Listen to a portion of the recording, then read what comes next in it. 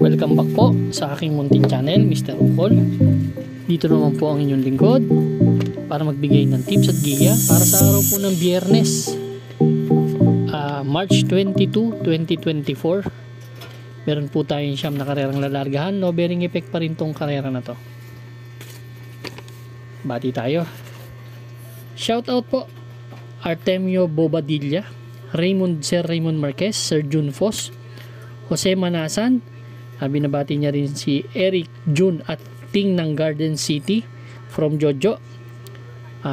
Mario Espiritu ng Tondo, Obit Razo, Francis Tonido ng Tondo Pilapil Street, Corner Franco.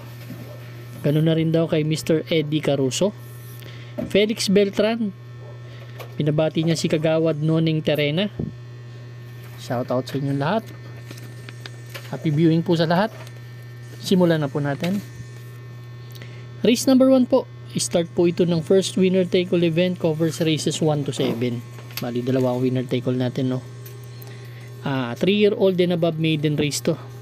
First choice number 4, Giselle's Princess. Actually napanood ko tong nobatoran nito last February. Nobatoran niya si Giselle's Princess. Ito lang, last March 13, malayong nanalo, 116.2, 26 medya yung dating. Nakita ko kasi ng magandang stride yung kabayo. Nagpalit pa ng chain slid doon, nakita ko. Basa ko kasi dito pwedeng maglutsahan yung 6 and 7 si Frontrunner tsaka si Creation of Adam. Si Frontrunner may airing binitawan nakaraan niya na 22 medya, 23 medya, medyo matulin.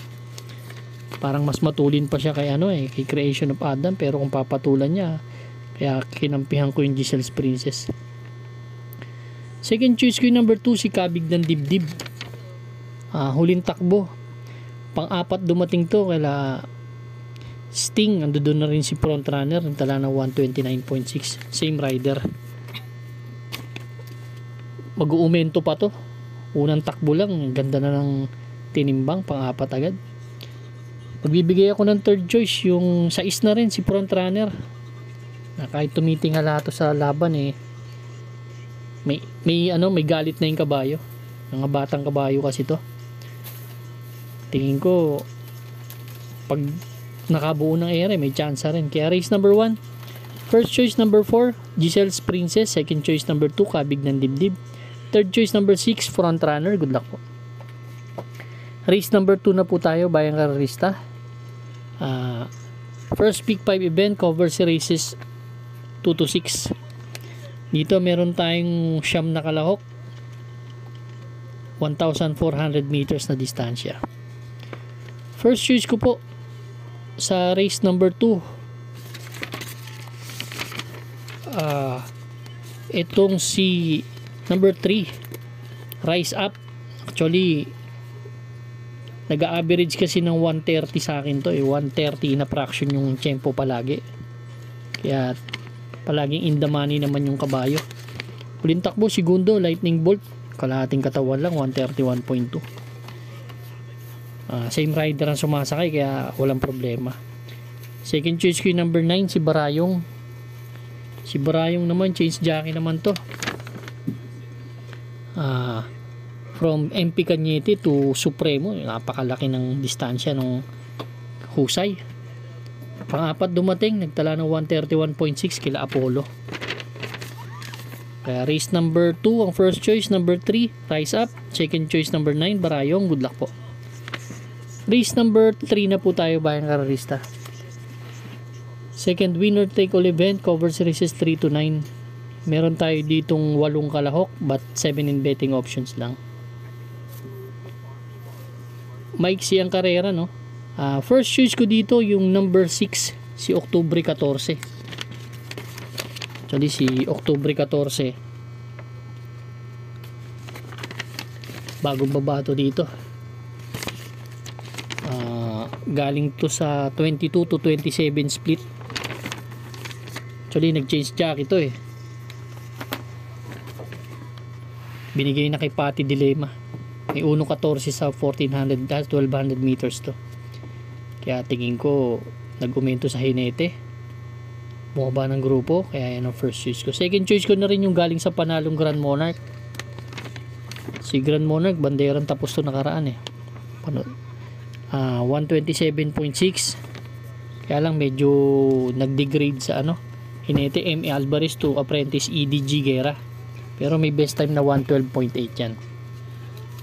Kaya race number 3 ang first choice. Number 6, October 14. Second choice number 2, Grand Monarch. Good luck po.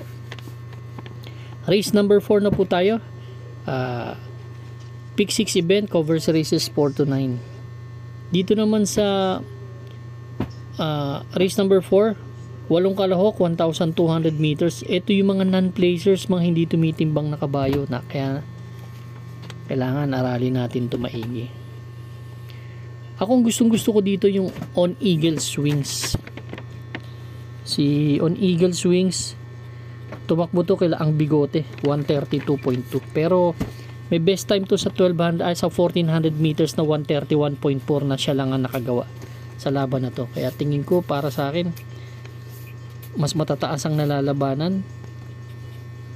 Medyo tingin ko nga siya yung pwedeng mauna or segundo pwesto. May 1.17 rin yan sa sa 1,200 meters. Kaya para sa akin susuluhin ko po. Baka makasolo ere. On Eagle Swings. Good luck po. Race number 5 na po tayo. Bayang karalista. Second pick 5 event covers races 5 to 9. 12 kalahok. 12 kalahok but 11 in betting options lang tayo. First choice ko dito. Number 6. Freedom. Actually, bagong baba to si Freedom eh.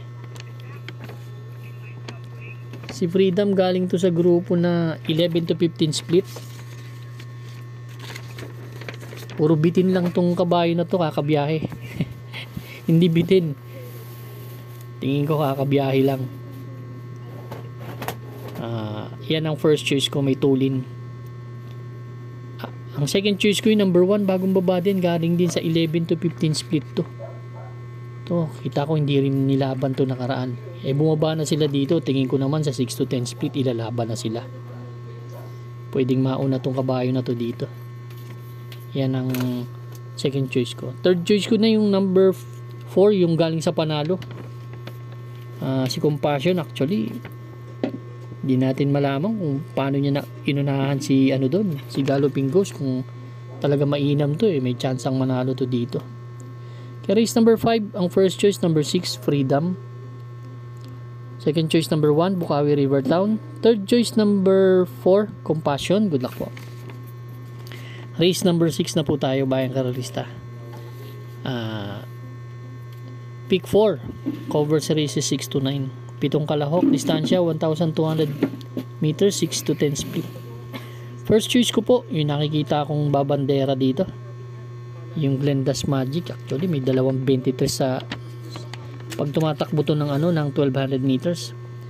Umiere ng 2.23 to. Best time nito 113.8 sa 1,200 meters. Kaya pag hindi na bulabog to malaki ang panalo sa akin ito.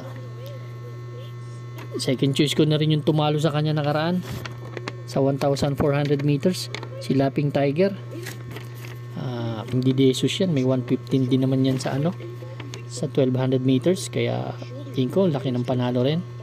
Race number 6 ang first choice, number 5 Glendas Magic. Second choice number 6 Laughing Tiger. Good luck po. Race number 7 na po tayo, bayang karalista. Last DD plus 1 event. Karera na to. Meron tayong 12 kalahok. Distansya 1,400 meters, 11 to 15 split naman tong grupo na to. Dito ang first choice ko yung number 1, si Hang Loose. Actually si Hang Loose, basa ko kasi ganda ng post position Wala akong nakikitang hahabol sa kanya dito sa laban na to. Kapag nakabuo ng ere to, talagang kaya silang talunin ito. Actually, may 13, 23 yung nilundag no nakaraan eh. Kila autumn shower, kaya pag nauna ng prenti to, laki ang chance ang manalo, kaya yan ang first choice ko. Second choice ko yung Snow White. Ito, palagi in the money itong kabayo na to. Segundo nakaraan to kay Seychelles, 129.2. Same rider din naman sasakay. Medyo lumapit siya sa balya ngayon. Kaya isang Deremati, isang Dibandera ko. Kaya race number 7, ang first choice number 1, Hang Loose. Second choice number 4, Snow White. Good luck po. Race number 8 na po tayo. The penultimate race. Meron tayong 11 entries, 1,400 meters. 6 to 10 split naman tayo dito. Dito sa race number 8, ang first choice ko yung Swerteng Quadra kay Boss JC De Los Reyes, Bonnie Avenue. Actually, condition tong kabayo na to. Pinanood natin yung ano niyan eh, ang mga vlog din yan. Pang-apat dumating din kila Seychelles. Same rider, MR Elios, 129.8. Pero may 128 yan nung nanalo yung nakaraan. Kaya tingin ko malaki panalo nito dito. Si bumaba pa ng grupo. Nasa 6 to 10 split Bonnie Avenue. Second choice ko yung number 1 na rin. Ito naman si Instant Message. Tumakbo last March 13, tersero dumating, 130.2. Yan ang second choice ko. Bibigyan akong third choice, long shot, yung number 5, Adorable Felicia. Ito, pag magaling ang mga kalaban, magaling din to kasi. May 129.2 naman din yan sa 1,400 meters. Derimating kabayo.